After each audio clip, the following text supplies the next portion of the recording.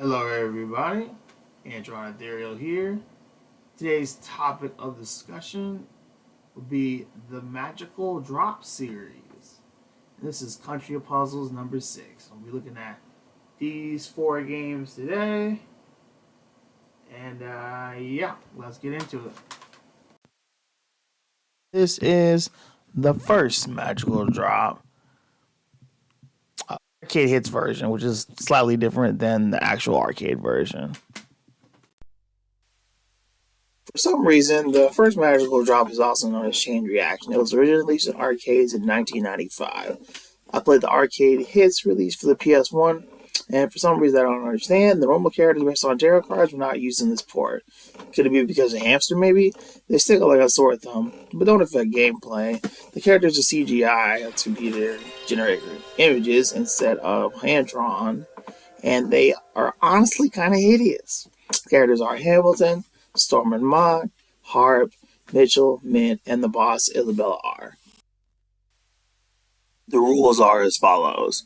Grab the drops of the same color and match at least 3 by throwing them upwards. In this port, X grabs the drops, circle those and back up. Furthermore, the player can key grab drops of the same color as much as they want to.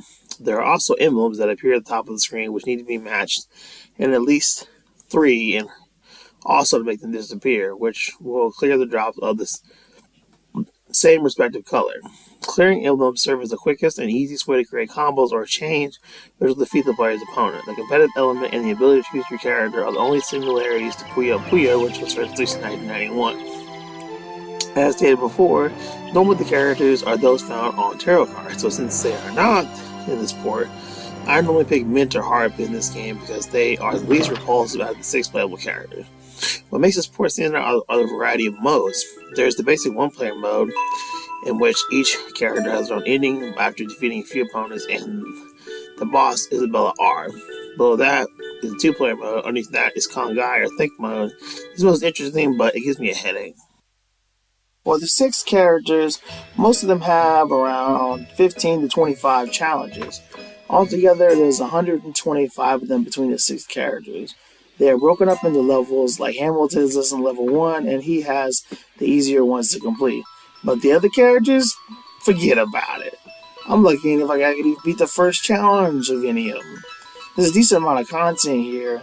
Maybe I'm too dumb to figure it out. I did a couple stages no problem, then struggled about as much as Loop Salad on hard mode, so a definite ouch to the brain. It does make this release of the game stand out in a good way though. I appreciate the fact that it's here, but be warned about the difficulty. Below this mode is a time attack mode, I think, or see how long you can last, or something like that. And that's basically everything there is to know about the game. The music didn't really jump out at me, so nothing special there. Overall, a decent start to a fantastic series. Now for the most prolific in the series, Magical Drop 2. For the second game, I played the ACA Neo Geo version of this game on PS4. It was released in arcades the next year in 1996. I was still chugging along with the SNES back then, playing Kirby Superstar for a little perspective. Anyway, this was the first time I played this game, and it left a good impression. This is where the series picks up, and the charming tarot card characters are here in full force. I typically pick the Empress because I like black leather dominatrixes. I'm a simple man and the purple hair doesn't hurt either. I know absolutely nothing about tarot cards, besides seeing them and using JoJo Part 3 and Persona. I have some of them thanks to a deluxe version of Persona 4 Arena Ultimax, and that came out with them somewhere around here. I was going to get them for an X, but that's besides the point. In the first version of the game I played, there are only 2 modes, Puzzle/Survival and Versus CPU or a Friend. It seems simple enough, but there are some new features this time around. The Puzzle/Survival mode has Medium as the Devil or Hard as the High Priestess. In this mode, the character the player controls can wrap around at the edge of the stage to the left or the right. The longer the player lasts, the harder the game becomes and the level goes up. The play area is wider in this mode than in the Versus mode.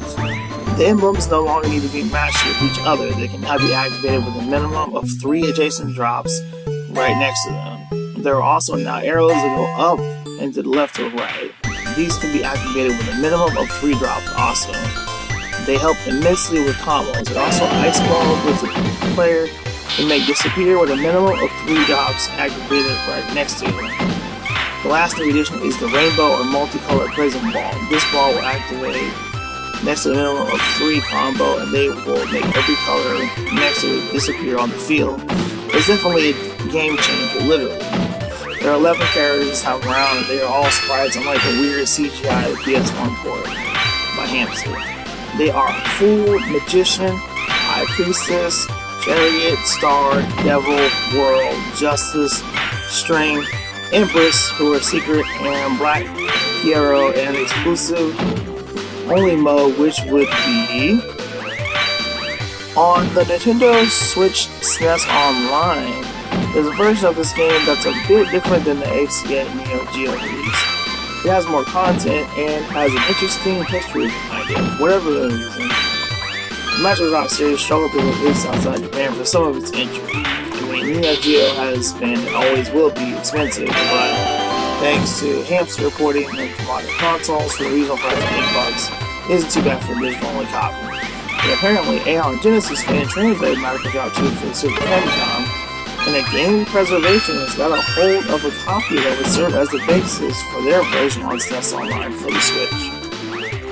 So basically, we got a version of the game that was never released before in English. This version is also a part of the Evercade system and cartridges with the Beta East version dedicated to that system. The game was developed on the Neo Geo hardware this time around and is all better for it. It's just that initially these were the only versions released outside of Japan. Now, I may cover some games that are only released in Japan, but I don't really want that to be the fate of any game. I mean, Japan is a country with only 125 million people. It's about like almost half of America. And if a publisher developer can move past that, they will be much more successful, leading to more of the games we love being made and accessible to a wider audience. Part of the reason why I started learning Japanese is so I can understand the games that I play and pay it forward to those who don't understand. Ideally, I get involved in game localization, but I'm not that deep yet. As far as I know, you can't go to college and major in game localization. It's just something that people who are masters of many different languages can get into. Okay, we're back to Magical Drop 2. As stated before, Black Pierrot is an exclusive character to this version on Switch, as well as add-ons to the puzzle/survival mode. There's now Easy, where you play as Fool, or Master, where you play as World. A whole brand new mode is Flash mode, which is two different from Kongai or Think mode from the first game's PS1 port. But the Hamster port was released in 2002, so it's not the first time a mode like this was included. If anything, the SNES/Super Famicom release did it first. It just remained inaccessible until the Switch released to a wider audience. So in a way, this may be the most widely available and important game in the series with different releases. Not to mention the way it opened up the door to expand and possibly go on to do bigger things like the next game in the series. The series will only add more content from this point forward and shine on like a crazy diamond, if you will. The next game in the series is imaginatively named, or the last one released in English, well, at least featured in this video, it's Magical Drop 3. The third game in the series was released in 1997, a year that remains a void to me because of my brother's murder. I've since found out that some interesting games came out that year. You got Courage Dream Land 3, Boochie Carrot, Klonoa, Lord of Family, Castlevania Symphony of Night, GoldenEye, Final Fantasy VII, Star Fox 64, and even the first Outworld. So it was a good year in gaming. I would get a PS1 until a year later, and that was like discovering a whole new world in gaming. I'd never bought reading magazines before I had internet access, and EGM, Game Fan, Nintendo Power, Tiffany Drake, and of course, especially PlayStation magazines are one of my favorites. As far as Magical Drop 3 goes, I played the ACA Neo Geo release on PS4 just like a Magical Drop 2.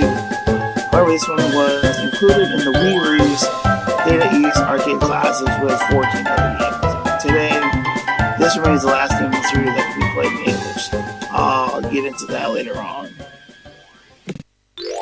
New to this game is Adventure Mode. Returning is versus CPU versus 2-player and puzzle mode. The adventure mode has a board game-like setup with different kinds of spaces to land on, with different effects and results.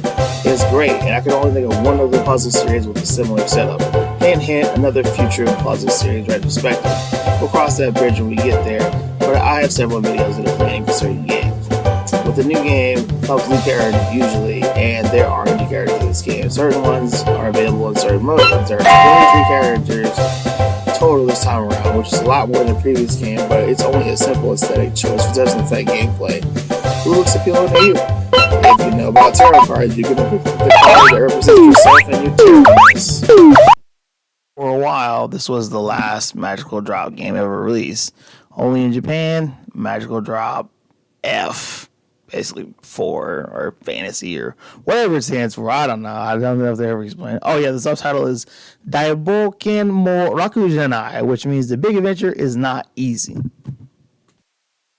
The fourth game opens with a gorgeous animated cutscene focusing on Justice, since she's the main character in the Daiboken or Big Adventure mode. Only released in Japan in 1999. Originally, it was put on the U.S. PlayStation Store untranslated for a while. But I didn't know about how great this series was when they released it, and my Japanese wasn't great back then either. I mean, the F could mean fantasy instead of 4. Remember in Japan, they had tetraphobia, because one of the ways to say 4 means death, that being shit. And this game has 3 modes: Daiboken RPG mode, for a CPU, for a friend, as usual, and a survival mode. First, I'll talk about the Daiboken or Big Adventure mode. This mode is hard to get through for a few reasons. Decent amount of kanji, no voice acting except in the puzzle battles, and the game lies about save points. You say, what do you mean they lie about save points? Most of this game's dialogue is written in hiragana with little katakana there too.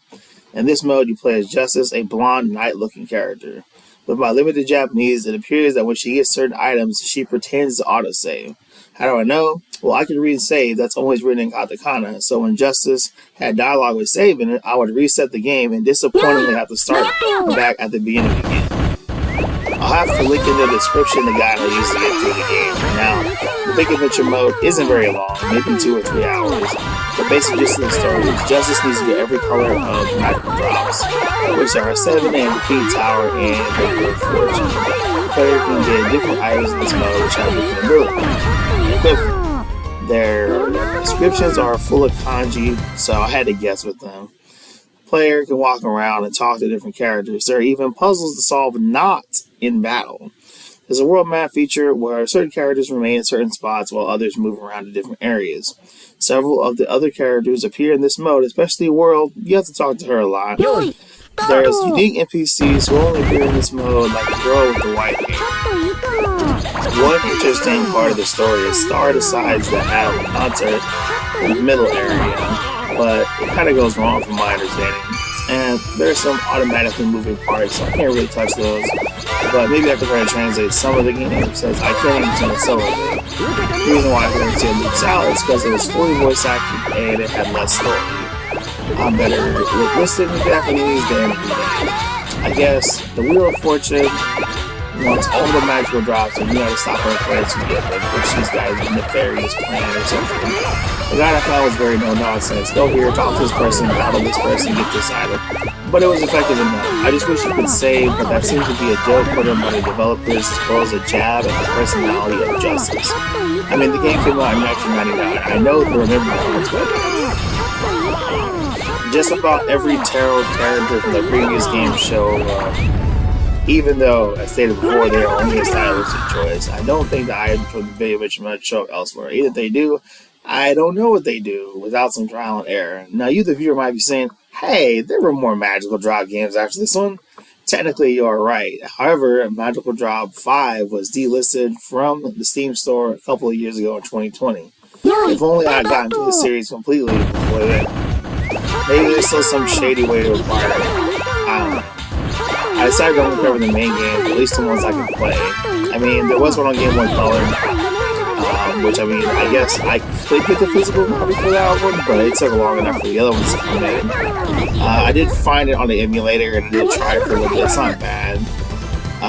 There was one on the Wonder Swan too, but I'm probably not going to touch that. I mean, I know what the Wonder Swan is, and it was only in Japan. I guess they just Wonder Swan's too weird. I guess to get released in English. I don't know. I mean, SNK competed with SNK, Sony, Atari, NEC. They all tried to compete with Nintendo, but everybody lost. So only Sony came close. But yeah, that's all for that. The Switch version of 2 was the most recent version that's widely available on the console millions of people have. And they don't even need the N64/Genesis plan to be able to play it, so it's quite affordable. Even though Data East is gone, their legacy lives on. Normally I give each game an individual rating, but honestly this series kept getting better for the most part. I would say 3 is the best one you can play in English, and I have that on my PS4, and I'm guessing it's on the other current systems. It's also on the Wii Data East Classics Collection, but yeah, that got overpriced. It's too expensive now. Retro gaming sucks nowadays because of these prices. And even if F was translated into English, I'm not sure it would be the best one. And it's not really available on many systems, just the PS1. But overall, Magical Drop series comes highly recommended. It turns out that this is pretty recent news, actually.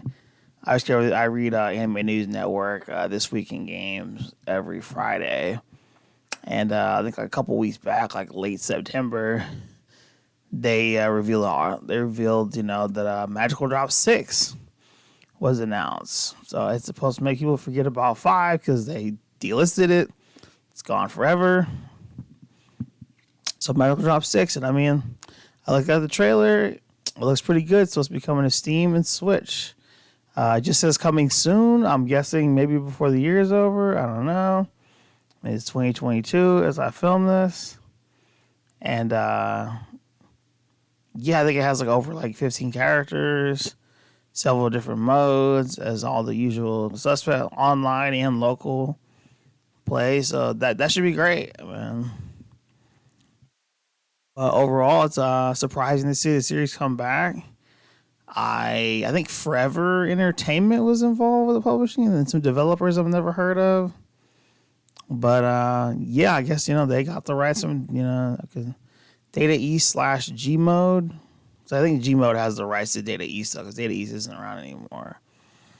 But that's everything that I know. So, one last thing actually, as if you've been paying attention to the channel, you've been seeing all these uploads from Twitch. And I do stream on Twitch, usually every Tuesday and Wednesday. Sometimes I have Indigenous Book Club on Wednesday, the first Wednesday of every month. So I usually won't stream on that day. But every other week, Tuesday and Wednesday, 6 p.m. to 8 p.m. And this is like Spooktober as I'm recording, but probably by the time I upload this, it'll be November.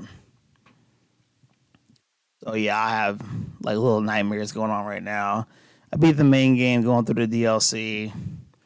Had to stop it last night, but it's a chilling good time. But so that's everything I gotta say. And y'all have a good day.